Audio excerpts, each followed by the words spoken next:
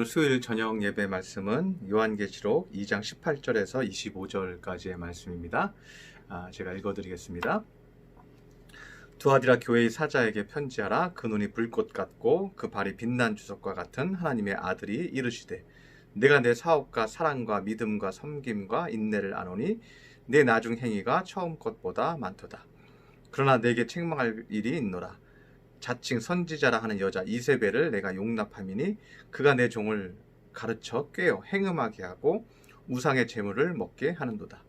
또 내가 그에게 회개할 기회를 주었을 때 자기의 음행을 회개하고자 하지 아니하는도다. 볼지어다 내가 그를 침상에 던질 터이요 또 그와 더불어 간음하는 자들도 만일 그의 행위를 회개하지 아니하면 큰 환난 가운데에 던지고, 또 내가 사망으로 그의 자녀를 죽이리니 모든 교회가 나는 사람의 뜻과 마음을 살피는 자인 줄 알지라. 내가 너희 각 사람의 행위대로 갚아 주리라.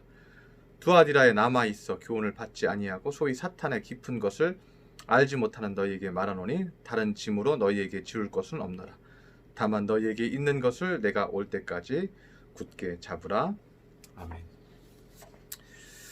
오늘은 이제 지난주 버가모 교회에 대한 말씀에 이어서 두아디라 교회에 대한 말씀입니다. 근데 이 두아디라 교회는요, 이 전문직 기술직을 가지고 있는 사람들이 많이 있었습니다. 그리고 그 화폐가 구리 화폐죠. 구리로 만든 화폐. 이제 구리만 만들면 그러니까 이제 주석이라고 그러죠. 주석이라서 좀 더 단단한 화폐들을 만들었죠. 이 화폐를 만들려면 아무래도 동전 같은 것을 만들려면 일정하게 또 만들어야 하니까 굉장히 기술적인 부분들이 필요했겠죠.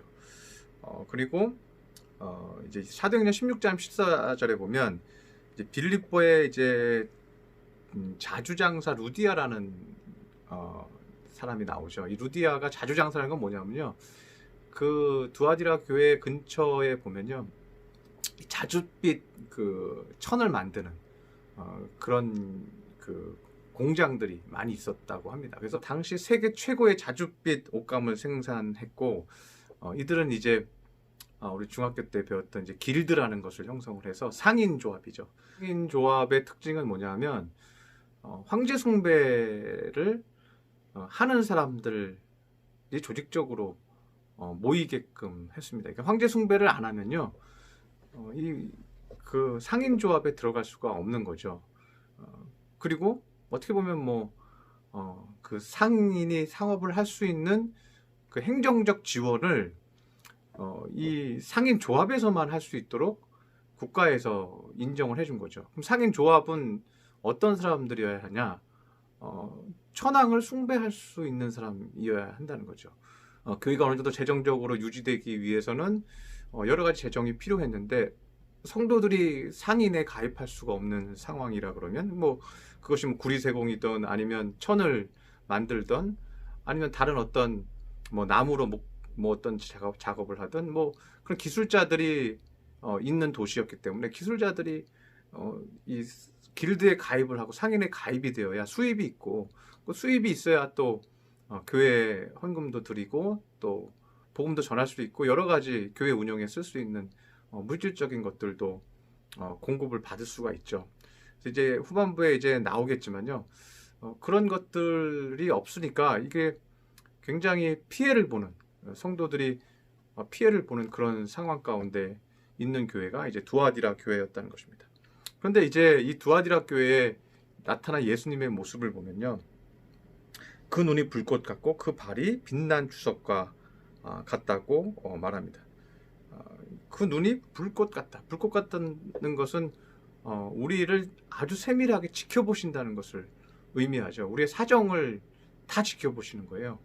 그러니까 우리가 우리의 사정 가운데서 있는 영적인 환경, 그리고 우리가 사실 상인들이 많다는 건 뭐냐면요, 이게 장사하고 상인들한테 팔고 사고 또 상인 조합에 가입해서 그 우상 숭배하는 어떤 제사나 이런 데 참여하고 이런 것을 하나님께 다 불꽃처럼 지켜보고 계신다는 거죠. 그래서 성도들 입장에서 그런 거 피하기가 쉽지가 않다는 거죠. 예. 우리 고사 많이 지내잖아요. 돼지머리 꽂고 거기다 10,000원짜리 꽂고 거기다 절하고 이렇게 많이 개업할 때 많이 하잖아요. 그럼 거기서도 이제 그런 행사들, 이 길드에 조합되어 있는 이 상인들이 어떤 행사들을 할 때 우상적인 것, 또 황제 숭배를 하는 어떤 행위들이나 제사들을 지내면 이것을 뭐 그냥 따라가서 하는 거죠. 뭐 절하면 같이 절도 하고 같이 이런 상황들이 자꾸만 생기는 거죠. 그러나 중요한 것은 주님께서 불꽃 같은 눈으로 오셨다는 거예요. 두아디라 교회예요. 이들이 우상 숭배를 하는지 안 하는지를 살펴보고 계신다는 것이죠.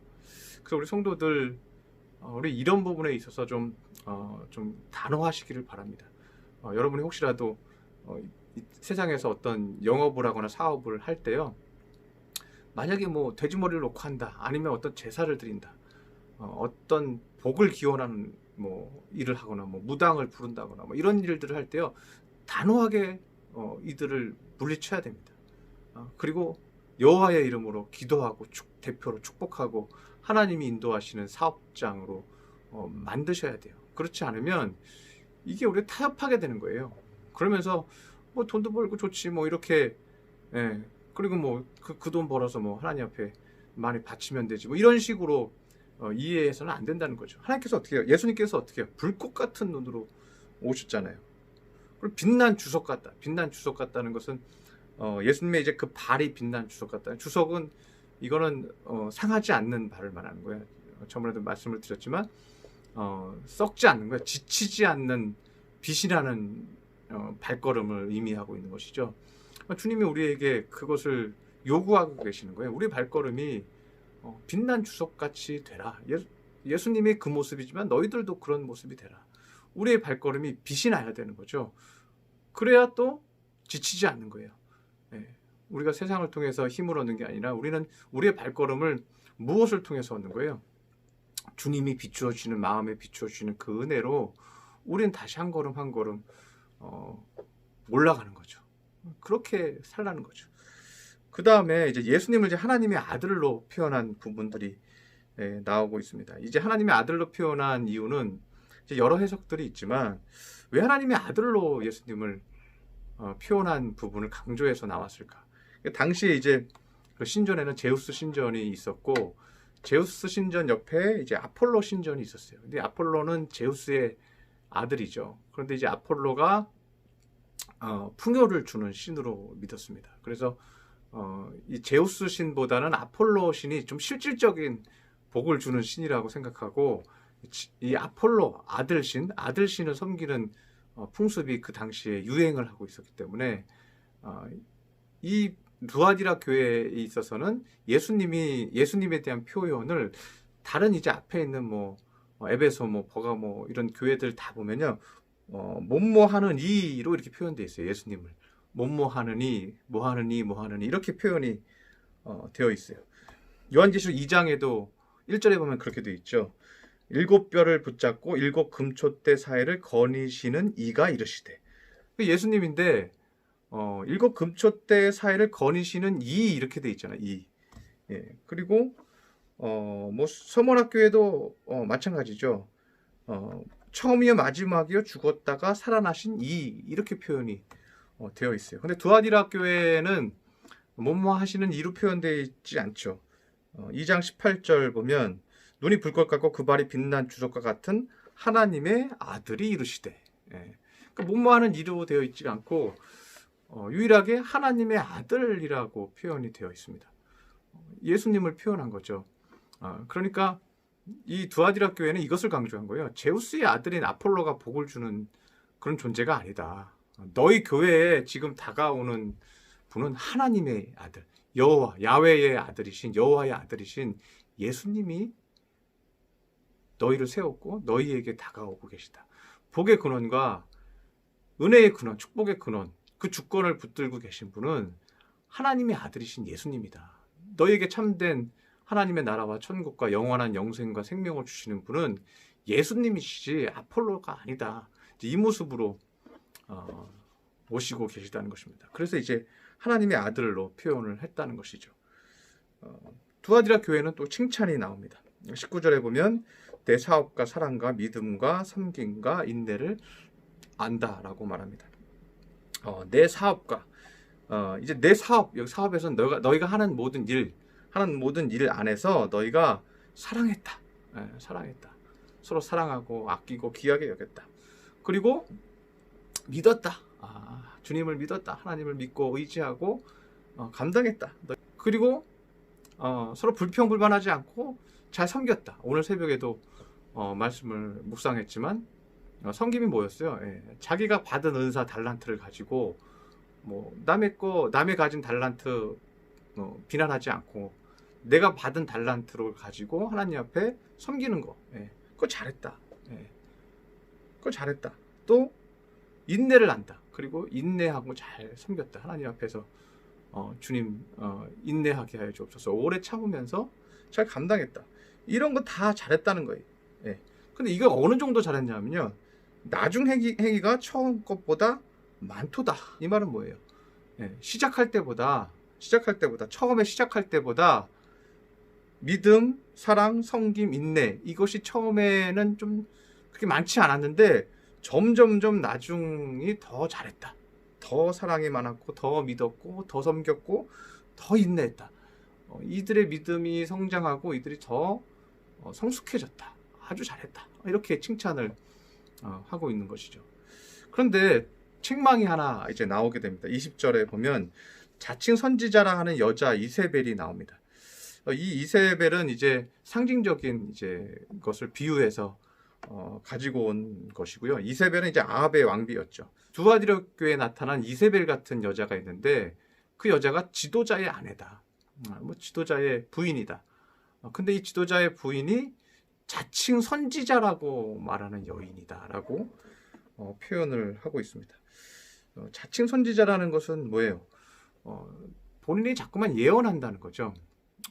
본인이 뭐 하나님이 뭐 이렇게 말씀하셨어. 하나님이 이렇게 하셨어. 하나님이 이렇게 하래. 내가 뭐 이런 걸 봤어. 뭐 이렇게 자칭 선지자적인 말들을 많이 한 사람이 있다는 거죠. 근데 이 사람이 뭐 어떤 환상을 볼 수도 있죠. 우리가 뭐 체험할 수도 있죠. 그런데 그것이 정말 하나님의 체험하는 은혜가 되려면요. 항상 그 사람이 하나님을 가까이 하고 하나님을 사랑하게 만들고 주님을 인격적으로 교제하는 것에 초점이 맞춰줘야 되는 거예요. 주의 성령이 우리에게 은혜를 주고 은사를 주면요. 하나님은 동일하게 우리에게 말씀과 동일하게 말씀하셔요. 그래서 성도들이, 백성들이, 고난받는 영혼들이 하나님을 사랑하도록 만드는 것이 이게 선지자의 예언의 초점이에요. 뭐 구약 선지자부터 계속 이사야, 뭐 예레미야 쭉 나오지만요. 뭐 예수님도 마찬가지고요. 뭐 세례 요한도 마찬가지고, 뭐 사무엘도 마찬가지고, 사사시대의 사사들도 다 마찬가지죠. 그들이 항상 강조하는 건 뭐예요? 우상을 숭배하지 말고, 세상을 숭배하지 말고 하나님을 사랑해라. 하나님과 만나라. 주님을 바라봐라. 항상 선지자들이 얘기하는 건 그거죠. 근데 이세벨이 한 건 뭐예요? 이세벨이 한 거는 하나님을 배척하고 우상 숭배하는 거죠. 우상을 만나라. 20절에 보면 그러나 내가 책망할 일이 있노라. 자칭 선지자라는 여자 이세벨을 내가 용납하미니 그가 내 종들을 가르쳐 행음하게 하고. 행음은 제가 얘기했죠. 행음이 나오는 것은 단순히 가늠하고 남녀가 가늠했다 이런 것의 의미라기보다는 하나님만 바라보고 하나님만 사랑해야 되는데 외도와 같은 거죠. 하나님도 섬긴다고 얘기하지만 하나님만 사랑하는 게 아니라 하나님도 사랑하는 거죠. 그리고 우상도 사랑하고 세상도 사랑하고 돈, 권력, 물질 다 사랑하는 거죠. 그러니까 이 이세벨이 어떻게 만들었다는 거예요? 성도들을 하나님만 사랑하게 한 것이 아니라 우상도 사랑하게 만들고 돈도 사랑하게 하고 권력도 사랑하게 이 지도자의 아내가 미혹을 시켰다는 거예요.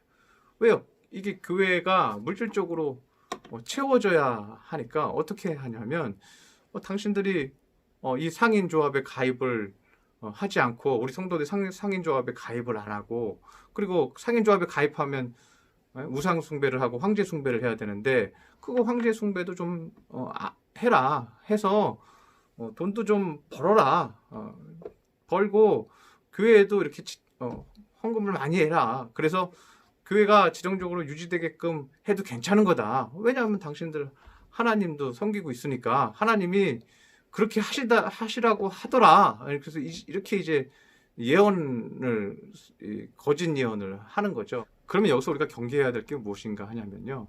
우리가 신비한 체험들을 할 수 있어요. 하나님께서 우리에게 은혜를 주시고 환상을 보여주시고 때로는 음성을 들려주실 수도 있습니다. 예. 그런데 중요한 것은 그것이 최종적으로 물질 만능주의로 가는 거예요. 기복신앙으로 가는 거예요. 그리고 먹고 사는 현실적인 문제를 해결하는데 이 신비주의가 활용이 되고 사용된다는 거예요. 그래서 그것을 통해서 그렇게 거짓 선지자들이 예언을 하면서 자기들의 부를 축적하고 자신들의 쾌락을 축적해버리는 거죠. 여기에 큰 문제가 있다는 거예요. 예. 하나님께서 우리에게 신비함과 은혜를 주신 것들은 우리가 더욱더 하나님만 바라보게 하는 것이라고 제가 아까 앞에서도 얘기를 했습니다. 그래서 여러분, 신비가, 그 하나님의 은혜가 절대로 물질로 가면 안 돼요. 그것이 재물을 요구하는 것이 돼서는 안 돼요. 예. 그것은 전적으로 그 은혜를 받은 사람이, 또 그 예언을 받은 사람이 하나님만 사랑하도록 하게 만들어야 되는 거예요. 예. 그렇지 않으면 이것은 사탄이 이용하는 하나의 올무가 되는 거예요. 사탄이 교묘하게 환상과 예언을 통해서 우리를 하나님과 멀어지게 만드는 거예요. 네. 하나님과의 그 거룩한 만남의 은혜들이요, 잠깐만 사탄이 뭐예요? 저급한 신앙으로 만들어 버린다는 것이 문제가 되는 거죠. 거기에 대해서 회개해라, 주님께서 얘기하셔도 회개하지 않았다. 왜 회개하지 않았을까요? 네. 이 두아디라 교회 지도자가 왜 회개하지 않았을까요? 딱 하나죠. 예. 물질이 들어오니까. 예. 물질이 들어오니까 안 한 거예요. 예. 이게 여러분, 신비주의가 물질과 합해지면요, 그것보다 악한 것이 없는 거예요.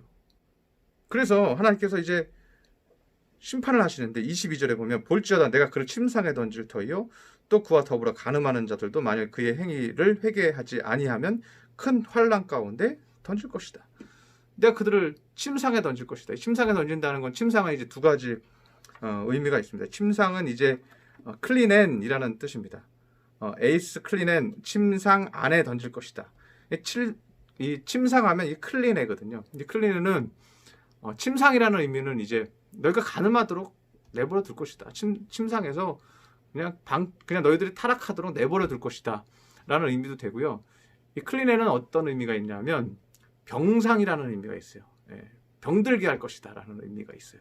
그러니까 너희들이 그렇게 신비주의와 물질주의가 합해져서 그 물질주의로 복을 얻는 것에, 신비와 복을 얻는 것에 집중하면 내가 너희들을 병들게 놔둘 것이다. 예, 그 말씀이 되는 거죠.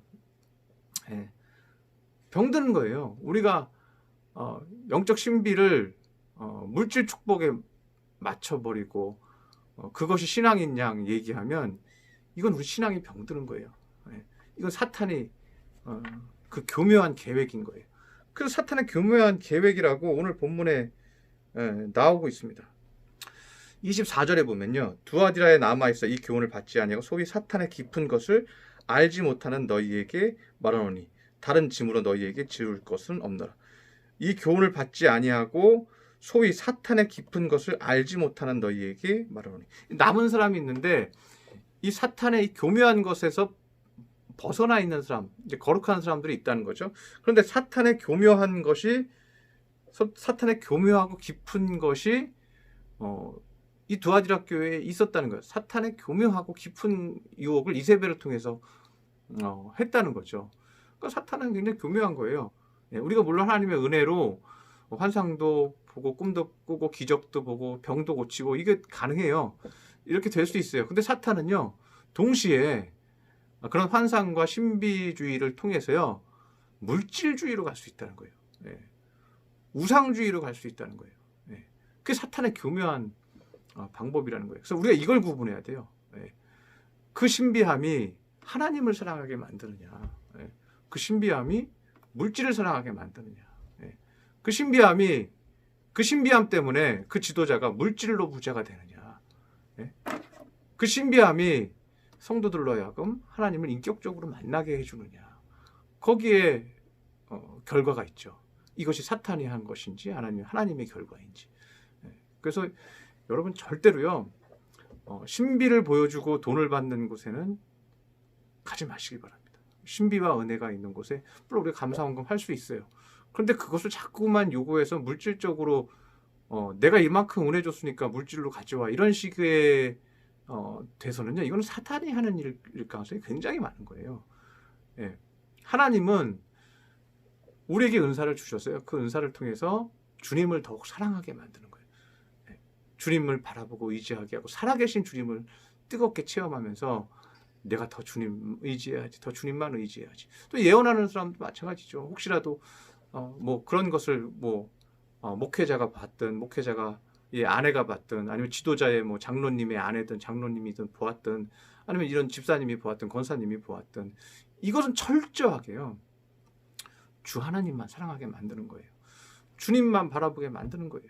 예. 그리고 뭐예요? 그 모든 신비함이 하나님을 통해서, 주님을 통해서 누리는 기쁨으로 만들어야 돼요. 예. 물질 세계로 기뻐지는 것이 아니라 주님이 내 인생의 가장 큰 기쁨이야라는 고백을 하게 만드는 거예요. 예. 그것이 하나님이 진짜로 우리에게 주시는 신비로움이죠. 그것이 하나님이 우리에게 주시는 기적이죠. 예. 그것을 떠나서 그것이 물질을 사랑하게 하고 세상을 사랑하게 하고, 이게 뭐예요? 우상숭배하게 만드는 거 아니에요? 그렇게 하면 이거는 사탄의 깊은 관계예요. 예. 이걸 우리가 구별할 수 있어야 한다는 것입니다. 그래서 침상에 던진다는 건 뭐예요? 그거 만약에 너희가 신비한 은혜들을 물질로, 그리고 세상에 좋은 것으로 빠지게 만든다 그러면, 그것을 위해서 환상이 필요한 거라면, 그것을 통해서 예언하는 거라면 뭐예요? 내가 그러한 자들을 침상에 던질 것이다. 병상에 던질 것이다. 병들게 만들 것이다. 또 큰 환난 가운데 던질 것이다 라고 말합니다. 그래서 오늘 본문에는 예수님은 25절에서 강조하고 있습니다. 다만 너희에게 있는 것을 내가 올 때까지 굳게 잡으라. 너희에게 있는 것이 무엇이었어요? 아까 19절에 나왔죠. 내 사업을, 내가 하는 모든 행위, 삶 가운데 사랑과 믿음과 섬김과 인내를 끝까지 지켜라. 사랑하고 예수님을 굳건히 믿고 오직 주님만 믿고, 그리고 섬기고, 서로 섬기고, 서로 내가 잘됐다고 자랑하지 않고. 여러분, 이 상업이 발달한 사회에서는요, 자랑이 많아요. 자꾸만 내 자랑하는 거예요. 그러지 않고 서로 섬기고, 그리고 믿음으로 끝까지 인내하고, 이거를 굳게 잡아라. 그렇게 하면 28절에 내가 또 그에게 새벽별을 주리라. 이 새벽별은 예수님을 상징하고 있습니다. 예수님이 주시는 빛을 우리에게 준다는 것을 의미하고 있습니다. 이건 뭐예요? 새벽별을 우리에게 주신다는 건 성령을 의미하는 거예요. 그리스도의 영이죠. 그리스도의 영을 우리에게 선물해서 우리의 마음을 굳건히 붙들어 주신다는 것을 의미하고 있습니다. 주의 영으로, 주의 새벽별의 빛으로 나를 비추어 주시옵소서. 주님만 계시면 됩니다. 이 믿음이 여러분에게 있어야 된다는 거예요. 그 믿음으로 내가 나아갈 때요, 성령이 나에게 내주하세요. 성령이 나를 떠나지 않으세요. 우리가 목숨보다도 더 소중하게 주님을 대접할 때 주님도 우리를 전부로 여기시고 채워주신다는 것을 우리는 알아야 합니다. 둘 다 섬겨도 돼. 둘 다 좋아해도 돼. 그래도 천국 가. 이세벨이 세상에 없어도요, 이세벨이 교회 안에 있지 않아도요, 우리는 끊임없이 이세벨의 유혹이 있는 거예요.